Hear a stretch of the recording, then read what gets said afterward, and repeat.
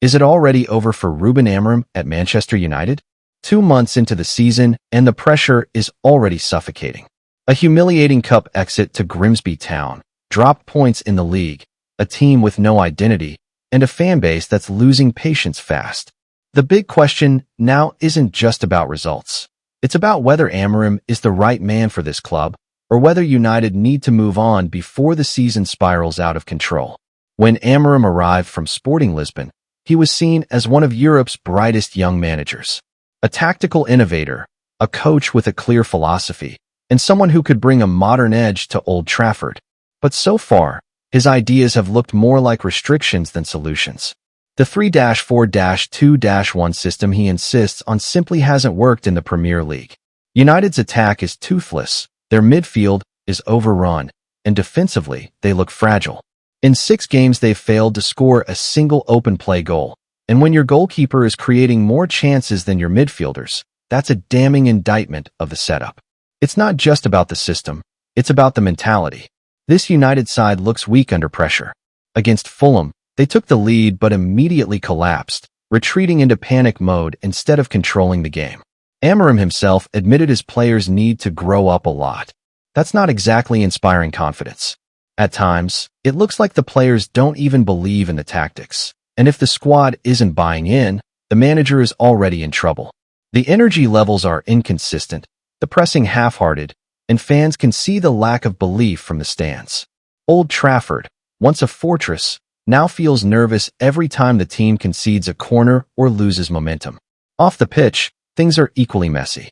Transfers were chaotic this summer, with targets missed and several senior players training separately because they wanted out.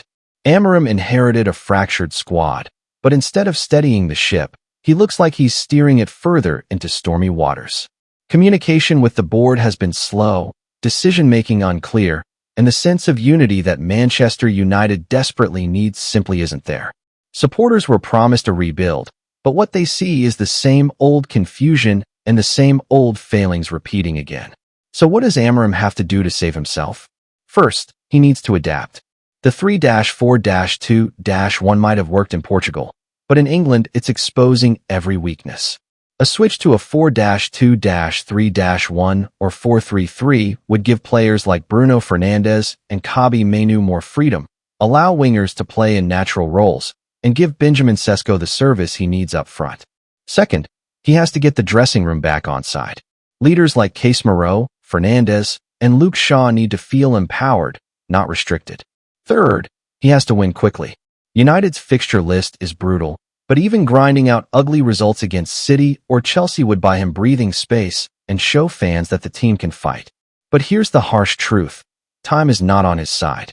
United's owners and fanbase have little patience left after years of false dawns. Already, names are being floated as possible replacements. Gareth Southgate is one option.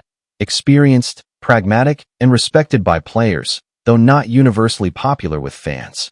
Michael Carrick is another, a former United midfielder who has impressed at Middlesbrough and could bring calm authority. And then there are the big dream names.